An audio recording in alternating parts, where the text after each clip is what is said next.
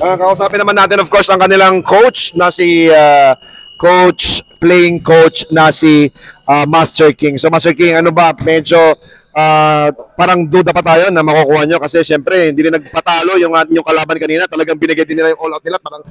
Parang pansin ko nga pinaghanda nila yung game nyo eh. Oo, pansin ko din. Kompleto sila. Tapos kasi tagal ng pahinga namin. Buti na lang nung fourth quarter lumayo kami. Umabot nga ng 10-point lead yung score. So, kasi napansin namin nagkaroon talaga ng pagbabago sa defense nyo along the way. So, talaga bang nabago na lang yon suddenly or plano nyo yon or nagdepende kayo sa inilabas na laro nung... Bali nung first half kasi magulo yung depensa namin. Nung second half, box na kami. Out na talaga. So yun, naka-adjust naman yun. So yung ikot nyo ng players kahit na kulang kayo na ano ba? Na convert nyo maagad yon right away. Nakuha naman nila yung mga dapat nilang gawin sa loob. Naging advantage ba yun na wala silang masyadong malaki sa ilalim? Hindi, ganun din. Mapabilis din kasi silang kamakot.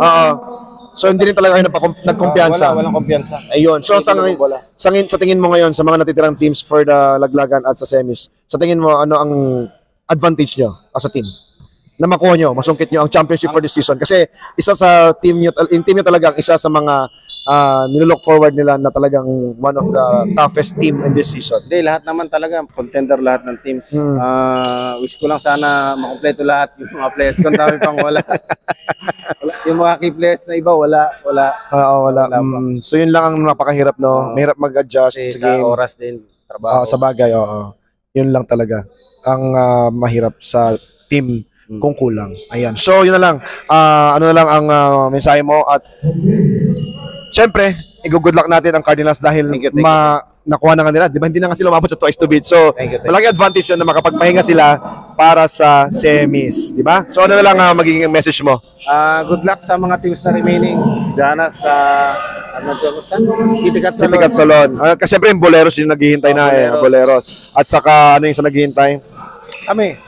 Kayo, kasi twice to beat advantage pala kayo. Tsaka Maharlikata, tsaka Espor R. JPX. Ayun, so sa mga remaining teams. So yun. So yan, makikita natin sa semifinals, Boleros, JPX TV. So yung mananalo dito sa game na to na kasunod nga ng Cardinals. So talagang maganda yung game na pinakita nila kasi talagang palito lang ng score, walang masyadong hindi pagod yung game nila ngayon kasi pag naglalaro ang Cardinals nakakapagod. Pero this time parang okay lang, no? Parang chill lang. Yeah, congratulations once again to thank you. Master King, ang playing coach lang Cardinals. Congratulations. Thank you. Ayan. Paano yan? Wala kang masyadong sa ulo.